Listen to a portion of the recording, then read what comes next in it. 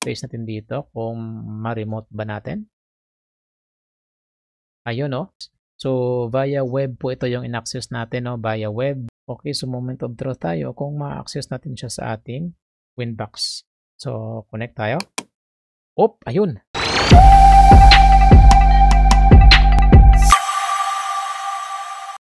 Welcome dito sa ating panibagong video. So, may tanong po sa atin kung paano ito ba paganahin itong zero-tier dito sa ating Microtech.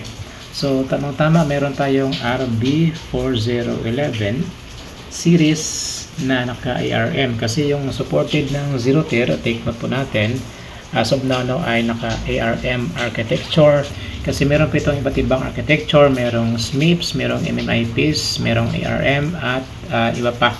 So yung zero-tier, no, free lang po ito pag ito po yung gagamitin natin sa ating Microtech, pero yung supported niya na architecture, ARM. Okay, so meron din tayo dito. Yan. So pwede rin ito, no, pwede rin yung mga hex natin basta naka ARM. So take note lang po natin, ito palang RB4011 ay meron itong dagdag security, no? Meron itong advanced tsaka home mode. So ibig po sabihin, pag hindi po tayo naka-advance ay limited po yung ating gamit ng kanyang mga services or ibang services tulad po ng zero-tier. So by default po naka-disable po yan siya o hindi siya running yung services niya dito sa ating RB4011. So tapakita po natin yan. So dito tayo sa ating laptop, mag-display recording tayo. Mag-login muna ako dito sa ating zero-tier, no? Buksan natin yung ating account. Okay, so dito na po tayo sa ating laptop. So mag-login lang po muna tayo sa ating zero-tier account.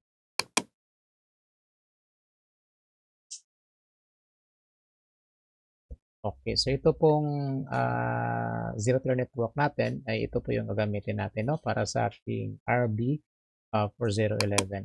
Ito po yung mga devices natin na nare-remote po natin. Naka-deploy po ito sa ibang area. Okay, so same network po yung ating gagamitin para sa ating RB4011. So mag-open lang po ako, no, ng ating Winbox. Yan, kung pansin nyo mga ka-IT, meron akong Winbox 4.0 at saka yung isa 3.4. So ito pong 4.0 beta, ito po yung ginagamit ko na compatible po dito sa software version ng ating RB4011. Kasi ito po hindi po to compatible, no? Tinry na po natin yan. So kung ito po yung gamitin natin, subukan po natin kung ano yung nakikita nating error. Kung nag-error po ito, humingi po siya ng latest. Yan, try po natin. Ito, router requires newer Winbox. Please upgrade. So, 3.4, 3.41. So, hindi po siya compatible. So, ito po yung ginagamit ko yung isa, yung 4.0. Yan. Ito po yung compatible sa software version ng ating RB4011. So, login lang po tayo. Okay. So, once again po, itong ating RB4011 ay hindi po lahat ng features ay naka-enable po, no? Dito sa kanya, like zero-tier. So, hindi po siya naka-enable by default. As part ng security ng ating device, and of course, meron din po itong mode like home and advanced mode. So, yung home mode po ay para siyang naka-basic. And then yung advanced, of course, meron ka mga magagamit na mga extra features or services ng ating Microtech. So para malaman po natin yon, check natin yung status, meron po tayo ditong command. Yan, na gagamitin. Ito po yung una natin gagamitin.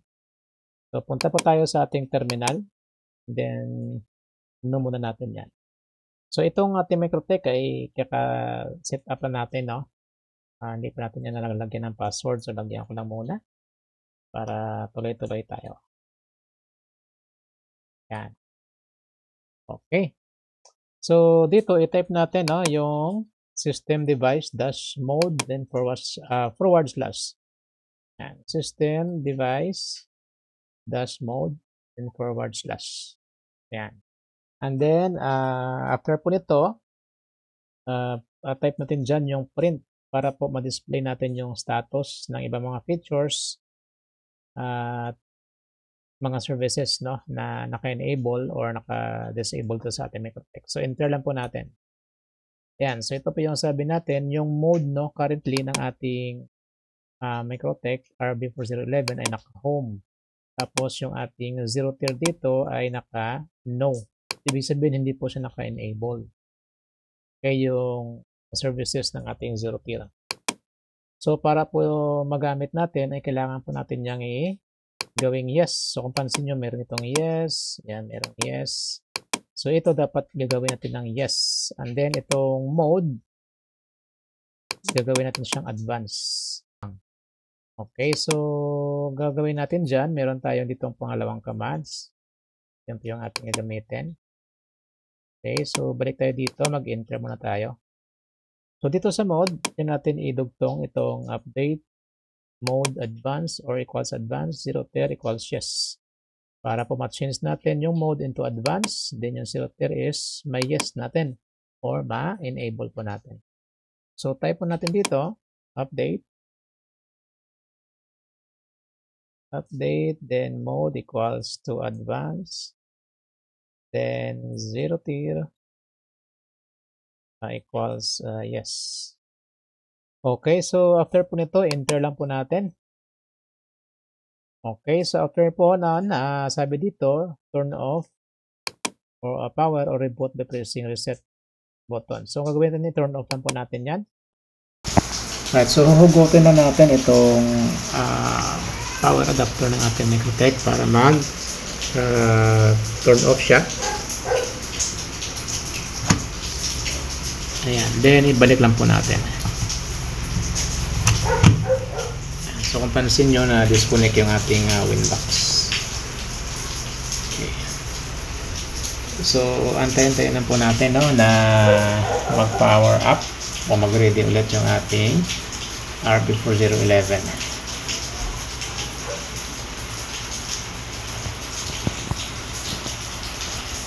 So i-close ko lang muna itong ating Winbox.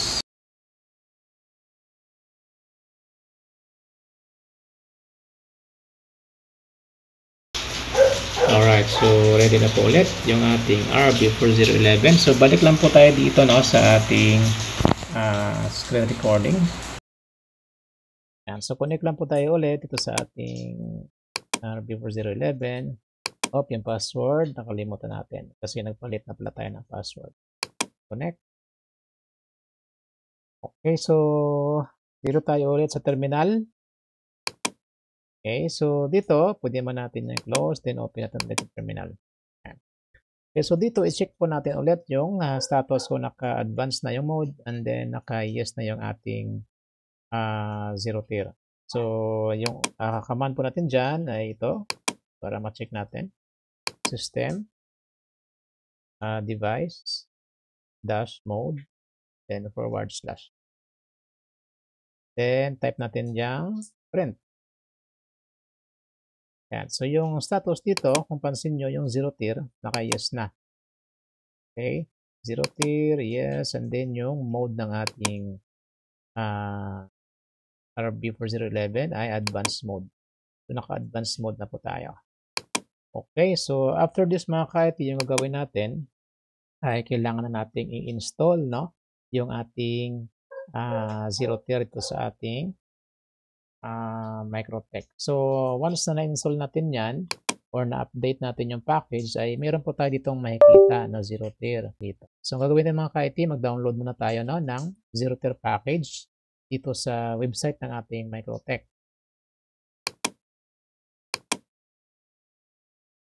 Dito lang ako mag-search para, ayan, nabilis. Okay, so punta tayo sa microtech.com.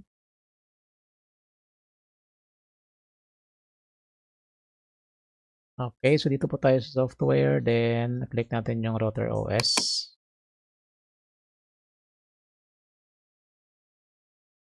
Okay, then yung download, click po natin yan.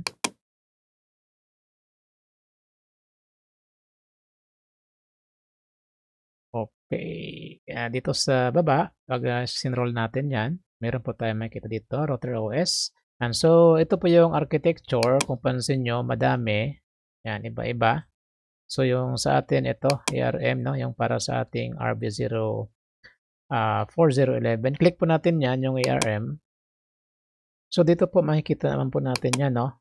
Ayan, yung ating architecture sa system. And then resources. Hanapin po natin yung resources. So, architecture name, yan po siya. ARM. Okay. So, balik tayo dito sa ating ito-download. So, ito na po yung lumabas, no? After maklik natin yung ARM. So, ito yung mga extra packages na kailangan natin. So, dito sa baba, makikita natin yung 0 tier. So, click po natin yung 0 tier. And then, after po nito, i-download po natin, no? So, kailangan po natin yung i-download yung package para po ma-update natin sa ating RB4011.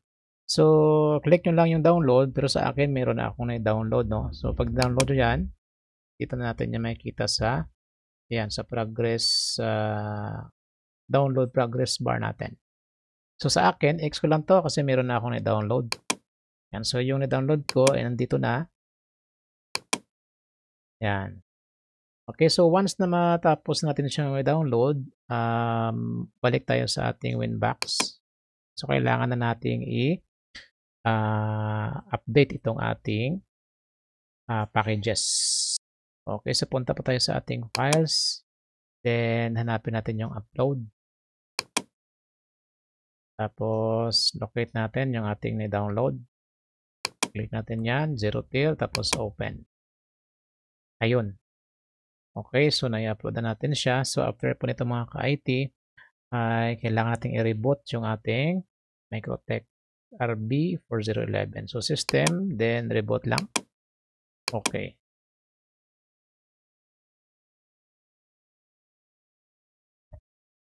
Okay, so close ko lang po to, no? Antayin lang po natin na ma-detect siya ulit dito sa ating Winbox.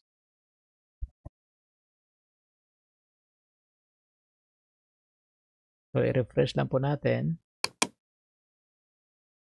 Ayan, so lumabas na siya ulit. So, login lang po tayo ulit.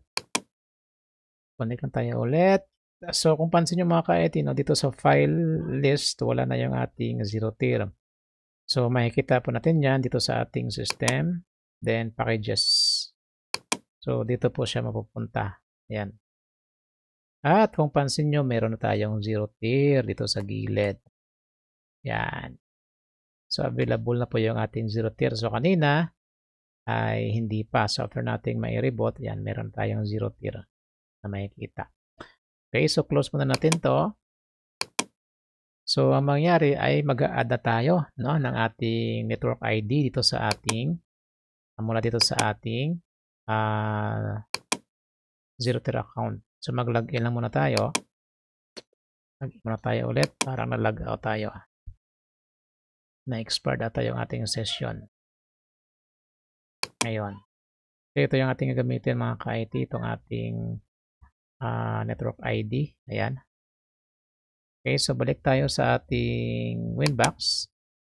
So, pag nag-add po tayo, click po natin yung ating 0 tier.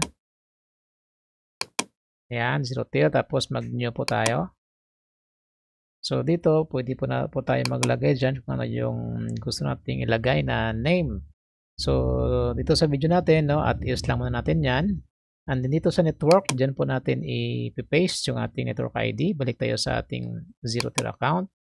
Then, copy lang natin itong ating network ID. Okay, then balik tayo sa ating Winbox. Then dito, paste lang po natin yan. Okay, then apply. Tapos, okay natin. Okay, so ang pansin nyo, meron na dito. Pero hindi pa po yan naka-enable. Okay, so dito sa instance, punta po tayo sa instance. Tapos itong controller, kailangan po natin yung enable. Naka-disable po siya. So, click lang po natin yan. Then, enable. Okay, so running na po siya. Okay, so balik tayo sa ating 0 tier kasi meron na po tayo dyan na may enable. So, bago po yan, tingnan natin yung status, naka-access denied. So, pag ganito po, balik po tayo sa ating 0 tier. Then, i-refresh lang po natin to, yung ating zero-tier page. So, dapat meron po tayong makikita dito, no, na nagre-request for authentication. So, scroll down lang po natin. Ayun.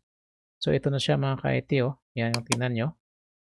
Yan. Tapos, ito yung kanyang MAC. So, kailangan po natin yung i-authenticate. Click po natin yung box. Then, authorize natin. Okay. So, tapos na. Meron na po siyang nawala na po yung black. Naka-check na po siya, no? Yan. So, dito, pwede na po natin siyang i-rename. Rename muna natin para hindi po natin makaligtaan. So, lagay ko lang dito yung ating RB4011 underscore empty. Ating microtech. So, save lang natin po. Yan. So, X na natin. Okay, so kung pansin nyo, meron na tayo nakita dito na IP address niya. Tapos, last in 1 minute. So, dito, balik tayo sa ating Winbox. Yan.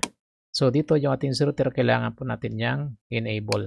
So, kung pansin nyo mga ka-IT, no, yung status niya, hindi na siya access denied. So, naging okay na siya. Tapos, yung network name natin, Ilormaga. So, ito na yung network name natin sa ating zero-tier